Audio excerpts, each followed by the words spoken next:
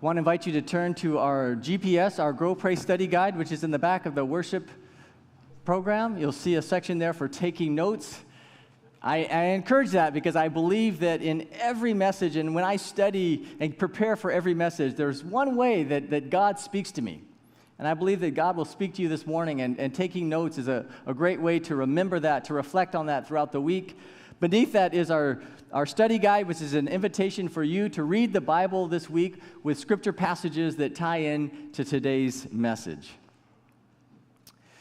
So in March, just not very long ago at all, I flew to LA for a new ministries meeting. I had one meeting in LA with our California Pacific Conference. And as part of that time, I drove out to Desert Hot Springs to visit my parents. My parents live in Seattle, but they have a little place in Desert Hot Springs where they get away from Seattle's weather in the winter, and they hang out there. So I drove out to see them, but I had a very specific purpose for my visit. And that purpose was to talk with them about what happens when they die.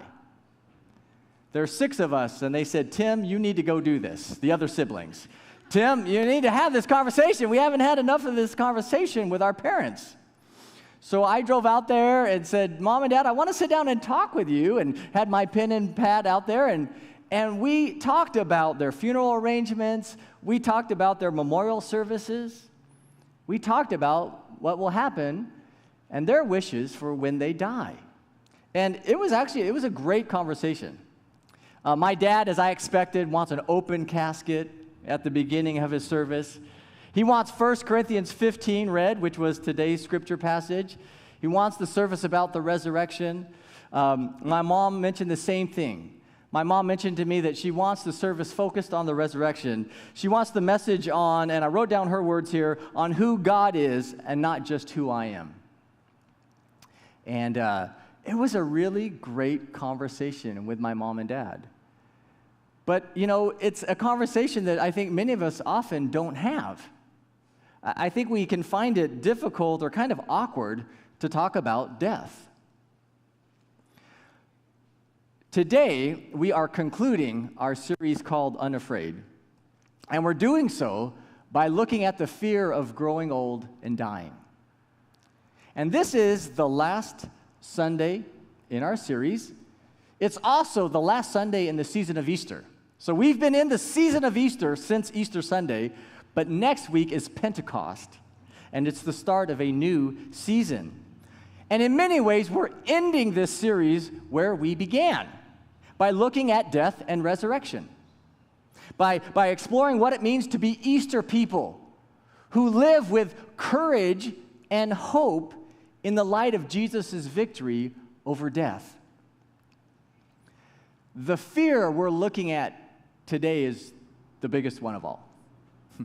The fear we're looking at today is universal. In every culture, in every period of history, human beings have struggled with the fear of growing old and dying. Thousands of years ago, it was the biggest fear people faced, and today it is still, despite all of our technology and modernity, it is still the biggest fear that we face. The late psychologist Ernest Becker wrote a Pulitzer Prize-winning book called The Denial of Death. The Denial of Death. And his thesis is pretty simple. He writes, "The idea of death, the fear of it, haunts the human animal like nothing else. It is a mainspring of human activity. Activity designed largely to avoid the fatality of death, to overcome it by denying in some way that it is the final destiny of people. The fear of death haunts us like nothing else," Ernest Becker is saying. And it haunts us so much so that we keep it unconscious.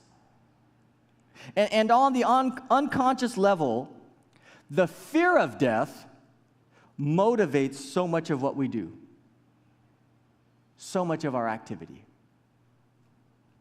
How so? Just want to mention 3. How about by trying to look young and fashionable? Yeah? Some Americans seek to do that? Maybe kind of a value in our culture? Botox. I remember reading about, how like women, well, maybe men too, but women in their 20s getting Botox shots, right? They don't have wrinkles yet, but they want the Botox shots to avoid the wrinkles that may be coming. In 2016, so last year, 7 million Botox procedure shots in our country. 7 million at $385 a pop. So there's something about looking young that's valued in our culture, yeah?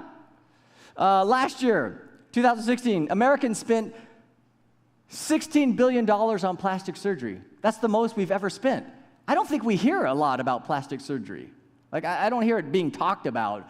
But there was more plastic surgery done last year than ever in our history as a nation. How about by trying to make lots of money? Ernest Becker points out that money is our dominant source of immortality in Western culture today. Through money, we try to overcome death.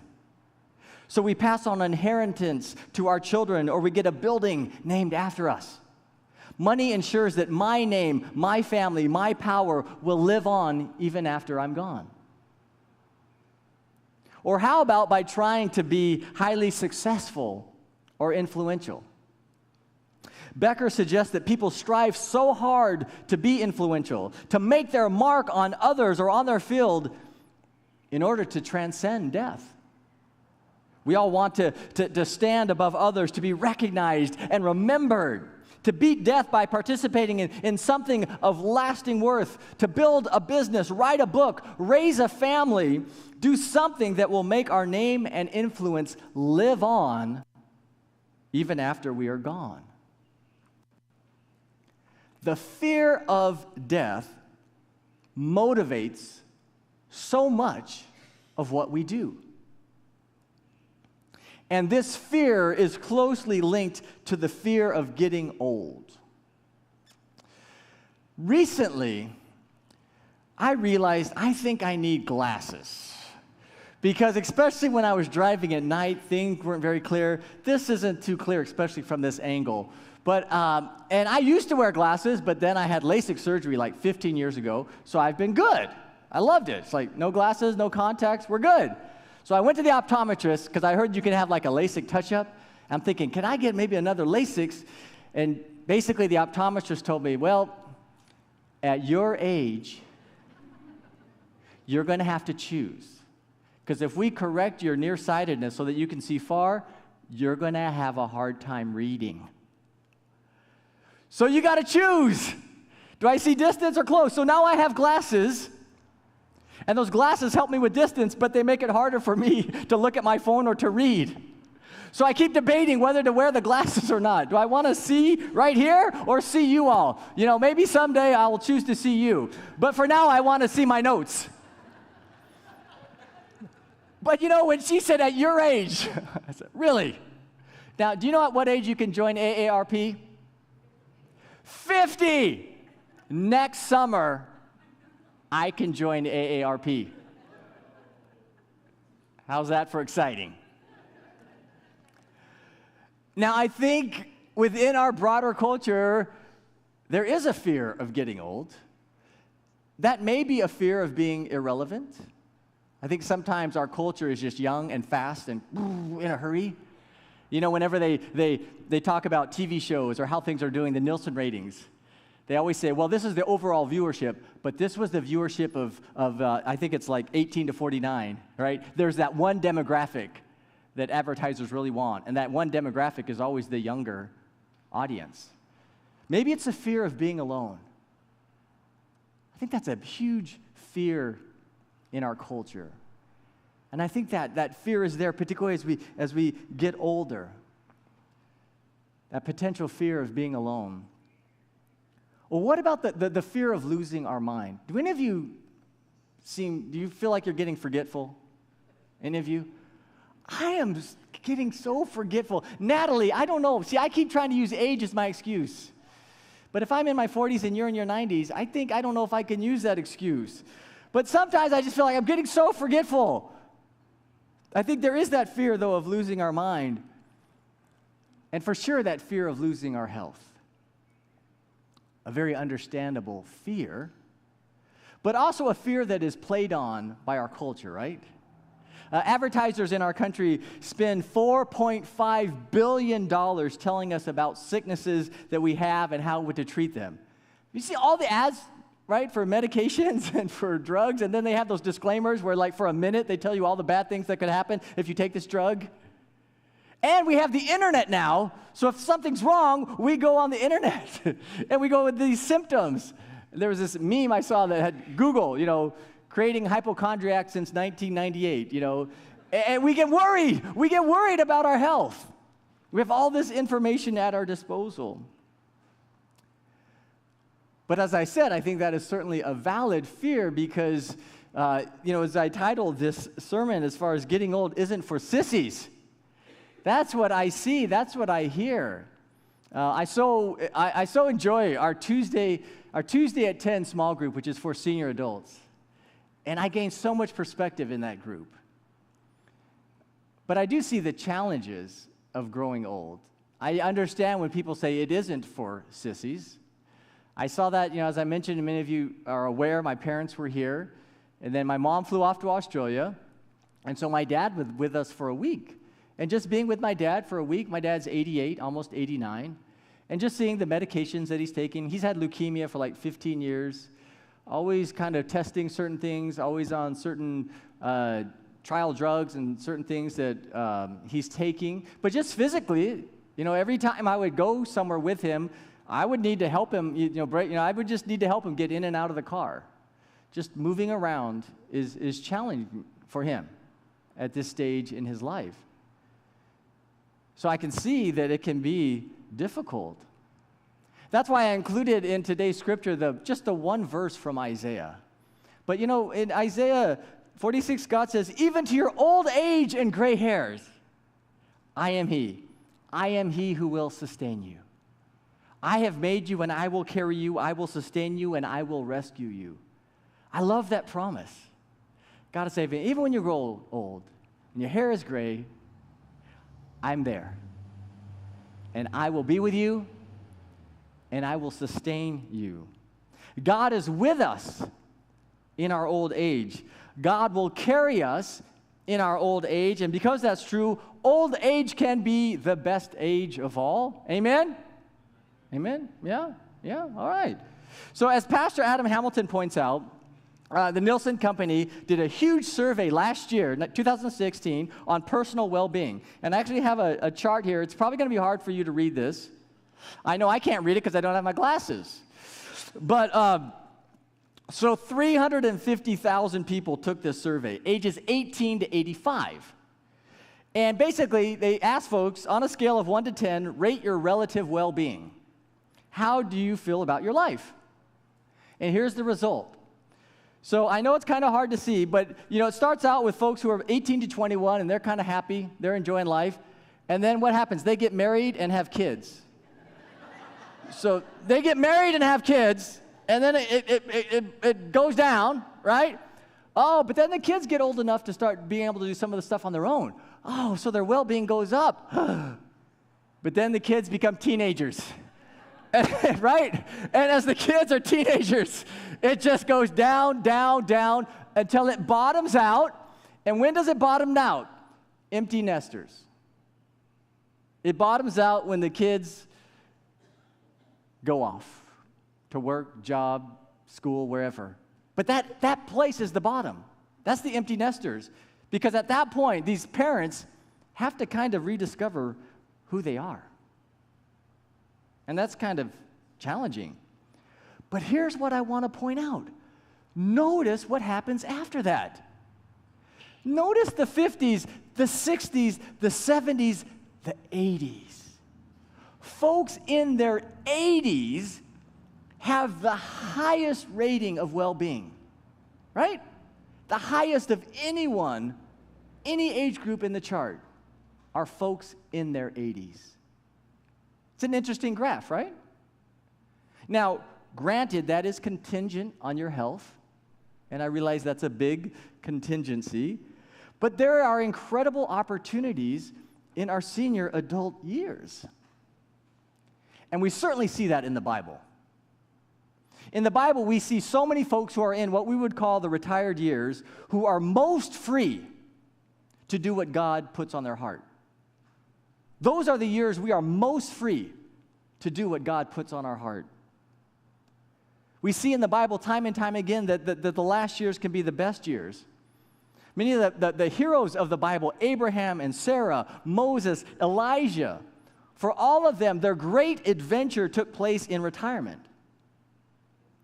They did their greatest work for God in their senior adult years.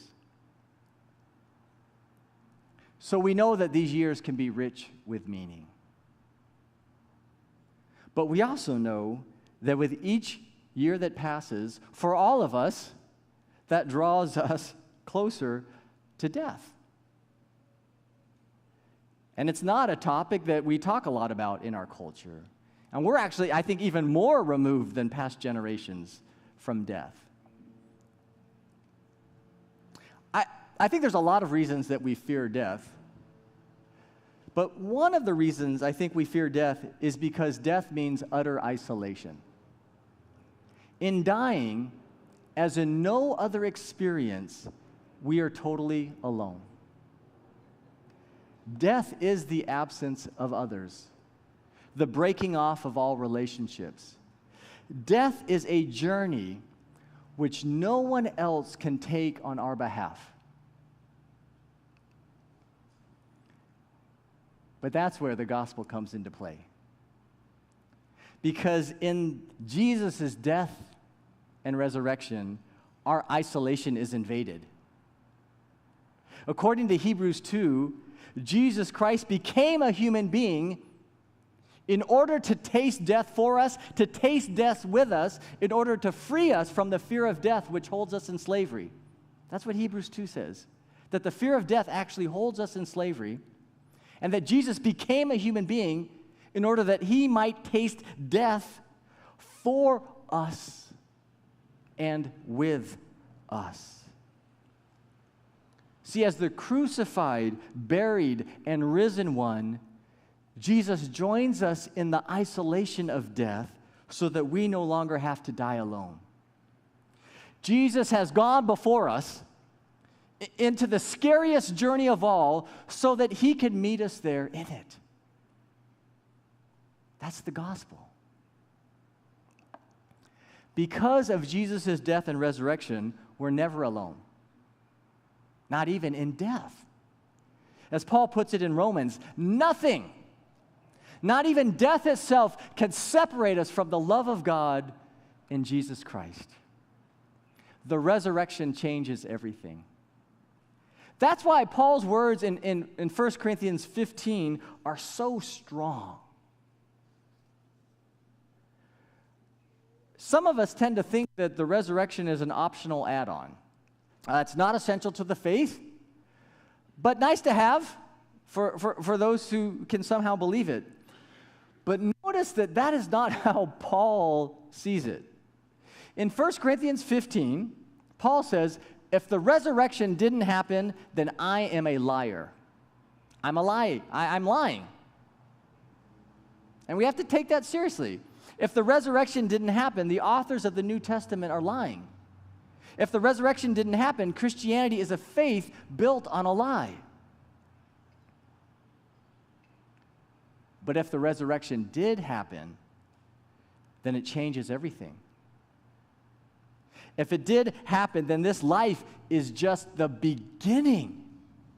If it did happen, this life is just the preface for the great adventure that God has for us in eternity. My guess is that most, if not all of us, know the Chronicles of Narnia. Yeah, C.S. Lewis. And I love the Chronicles of Narnia, even though they're written for kids. They're great stories. And the last book in the Chronicles of Narnia is called The Last Battle. And in the very last paragraph of that book, the very end of that book, which is the end of the whole series, we find these words.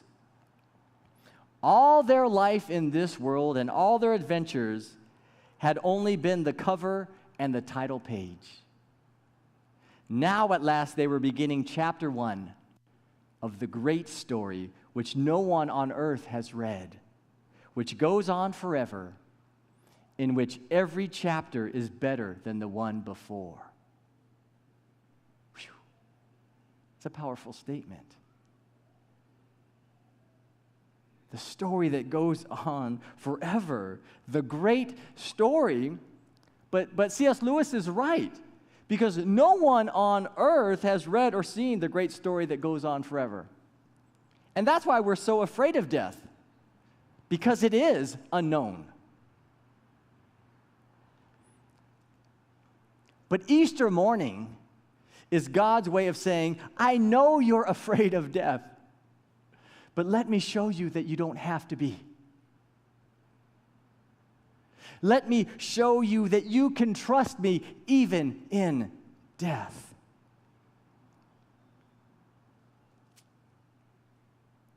After I graduated from college, I worked with a campus ministry group called InterVarsity for 5 years, doing campus ministry.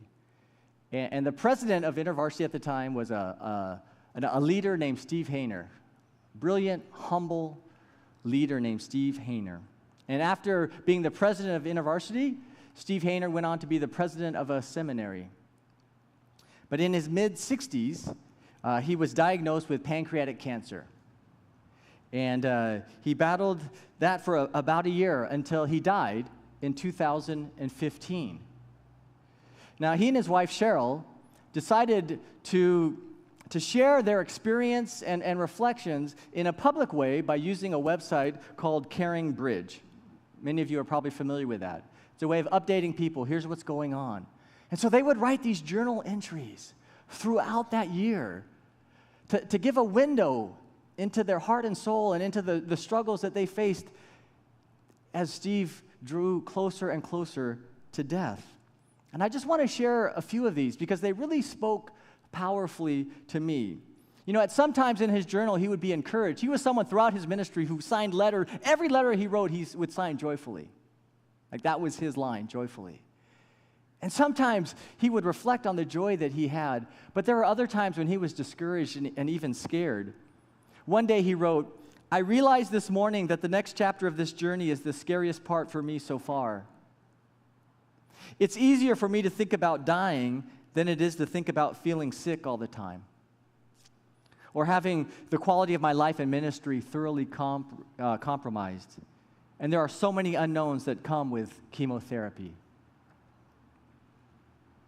One day, his wife Cheryl included an entry of a passage that they had read to him that was written by Henry Nouwen. And I've referenced this passage before, but Henry Nouwen was a great author, a Catholic priest. And he was fascinated with flying trapeze artists. And one day he got to see a very famous group called the Flying Rodleys. And afterwards he got to speak to them. And he got to speak to their leader, Rodley. And the leader told Henry Nouwen this. He said, as a flyer, I must have complete trust in my catcher. He said, the real hero is the catcher, not the flyer. The catcher doesn't do anything. The flyer doesn't do anything. The catcher is the one who does all the work. He said to Henry Nouwen, the secret is that the flyer does nothing, the catcher does everything. A flyer must fly, a catcher must catch, and the flyer must trust with outstretched arms that his catcher will be there for him. And then Henry Nouwen wrote, when Rodley said this with so much conviction, the words of Jesus flashed through my mind. Father, into your hands I commend my spirit. Dying is trusting in the catcher. To care for the dying is to say, don't be afraid. Remember that you are the beloved child of God. He will be there when you make your long jump. He will grab you. Just stretch out your arms and hands and trust, trust, trust. I want to share one final journal entry that really spoke to me. And it was something that a friend of Steve Hayner's wrote, that he wrote and gave to him shortly before he died. And here's what he said. He said, "Steve, my favorite memory with you was years ago at Wellspring Retreat Center. You remember we were given various iterations of the trust walk. In one of those exercises, we were supposed to guide our blindfolded partner from behind using only our voice. You walked in front of me, and I directed you with only words into a small thicket of woods. I had you stepping over logs and ducking below strong branches. You went slowly and could feel dead wood snapping beneath your feet and all the twigs on your face as you brushed past them. You knew that you were walking through a very thick and tangled terrain, a precarious path for someone blindfolded and having to trust only the words spoken to them. Then I brought you almost out of the woods to the very edge of a large, flat, grassy field and stopped you 6 inches from the grass. You were still standing in the woods blindfolded. You remember, right? You had no idea that all the tangles and tripping hazards and undergrowth and slapping branches and hard trees were behind you. And that before you lay only a broad, flat, lush field of green grass. You were imagining yourself still in the woods, stuck in the midst of all the tangle and hazards. Only I knew that before you it was all level and open and free of any encumbrance or danger or fear. Then I said, at the count of 3, I want you to run straight forward as fast as you can. I counted to 3. And with great trust, you took off running, charging ahead, screaming your lungs out, flailing your arms, worried that you were still careening through the woods, but also suddenly laughing to find out that you were out of the tangled danger and running easily into a flat field full of soft and forgiving grass. This is the journey ahead of you, my friend. Whenever it is that you take it, the Word is behind you, but also goes before you. The Word made flesh walks with you and is within you, and therefore all shall be well. All shall be well, and all manner of things shall be well.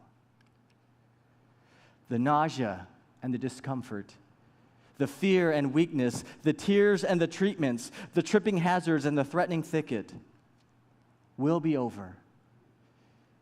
And you will run full speed, screaming and laughing, into the forgiving arms of grace and the healing heart of God.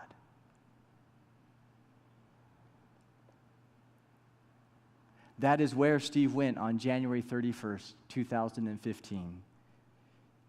Into the forgiving arms of grace and healing heart of God. When we die, God is there to catch us. God is there to welcome us home. That is why we can face life and death with courage and hope. That is why we can face life and death unafraid.